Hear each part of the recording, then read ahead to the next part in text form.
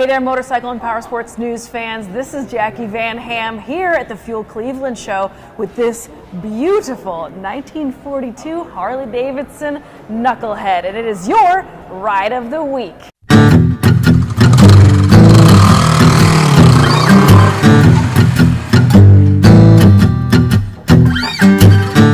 With CanDo, you can do diagnostics with confidence. Mr. Jim McLaughlin, thank you so much for taking the time to talk us through this absolutely gorgeous, gorgeous Harley-Davidson. Can you tell us a little bit about this awesome bike? Yeah, like you said, it's a 1942 FL, so it's got the big engine. And, you know, my dad owned it when we were kids. He had to trade it to get another bike done. You know how that goes. But my buddy ended up with it. Another buddy ended up with it. And my brother and I have always loved this bike. We love the blue. We just think it's a great-looking machine. We tried to buy it back from that guy, and he wouldn't sell it, and he got cancer. He needed to get rid of it and, you know, set things right with his family before he passed. Well, we ended up buying all of his Harley stuff just to get Dad's bike. We ended up selling everything but this bike in order to keep it. So it's kind of a cool thing. My brother and I worked really hard to sell all that stuff and get it going 2 years ago. And we've been tinkering on it here and there. He didn't take super great care of it, didn't ride it a lot, he just liked having it.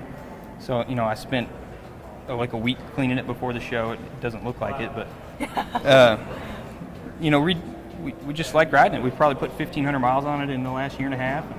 Yeah. Just like putting around on Dad's old bike. So.